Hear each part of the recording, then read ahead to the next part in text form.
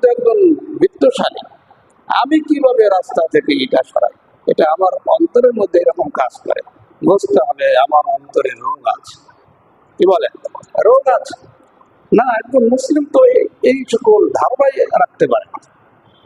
মুসলিম যেই হোক, হাফেজ হোক, মুফতি হোক, মুহাদ্দিস হোক, যদি দেখে তার সামনে এরকম কষ্টদায়ক কোনো বস্তু পড়ে আছে, সে সরাই দিবে যে আমার এই যে কষ্টদায়ক বস্তুর কারণে অন্যরা কষ্ট পাবে, আমি সরাই দিই।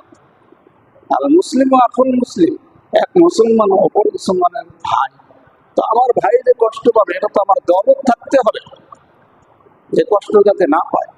তাই জন্য ইমাতাতুল আযা আনিত তরিক, রাস্তায় যদি কষ্টদায়ক বস্তু থাকে সেটাকে সরিয়ে দেওয়া, এটাও ইমানের একটি শাখা। বুঝতে হবে ওই ব্যক্তির মধ্যে কিছুটা ইমান আছে। ওয়াল হায়াউ শুবাতুম মিনাল ঈমান। আর এই ৭০ থেকে ঊর্ধ্বে যতগুলি শাখা রয়েছে এর মধ্যে আরেকটি শাখা হচ্ছে লজ্জাশীলতা। যার মধ্যে লজ্জা আছে বুঝতে হবে তার কিছু ইমান আছে, ইমান আছে। আর যার মধ্যে লজ্জা নাই ওর ইমান নাই, ইমান নাই। এজন্য এই লজ্জাশীলতার গুণ নিজের মধ্যে ফিট করতে হবে। লজ্জাশীলতা ইসলামের একটি স্বতন্ত্র বৈশিষ্ট্য। আল্লাহ রাসূল সাল্লাল্লাহু আলাইহি ওয়াসাল্লাম বলেছেন, ইন্না লিকুল্লি দীনিন খুলুকা ওয়া খুলুকাল ইসলামি। আল্লাহ রাসূল সাল্লাল্লাহু আলাইহি ওয়াসাল্লাম বলেন যে প্রত্যেক ধর্মের একটি স্বতন্ত্র বৈশিষ্ট্য রয়েছে, আর ইসলামের বৈশিষ্ট্য হচ্ছে লজ্জাশীলতা অর্জন করা। তো আমরা যেহেতু মুসলিম, আমাদের প্রত্যেককে লজ্জাশীল হতে হবে। এই লজ্জাশীলতার গুণ আজকে আমাদের মধ্যে না থাকার কারণে যখন তখন যা মনে চায় তাই করে ফেলে, কিন্তু নিজেকে দাবি করতেছে আমি একজন মুসলিম। তো মুসলমানের মধ্যে লজ্জাশীলতার গুণ থাকতে হবে, তখনই বুঝতে হবে যে তার ঈমান আছে। আর যার মধ্যে লজ্জা নাই বুঝতে হবে তার ঈমানের মধ্যে ঘাটতি আছে, সমস্যা আছে। তাই জন্য লজ্জাশীল হওয়া দরকার আছে কি নাই? এই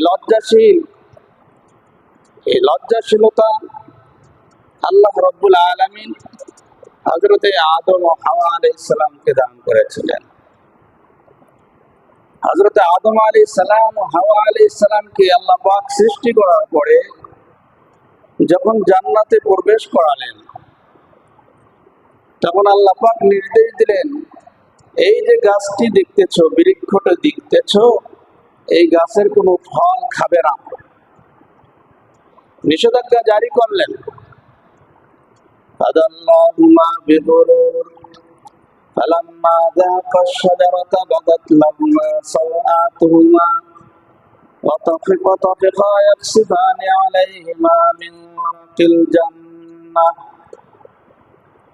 আল্লাহ পাক নির্দেশ দিলেন আদম হাওয়াকে এই বৃক্ষের কোনো ফল খাবে না। এদিকে শয়তান এসে তাদেরকে ধোঁকা দিল, আরে আল্লাহ তো তোমাদেরকে ফল খেতে নিষেধ করেছেন, কেন জানো?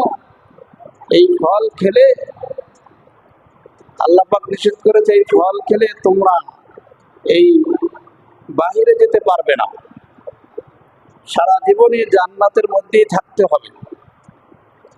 এই ফল খাও, তাহলেই তোমরা দুনিয়াতে বিচরণ করতে পারবে, দুনিয়াতে যেতে পারবে। এই কুমন্ত্রণায় হযরতে আদম হাওয়া আলাইহিস সালাম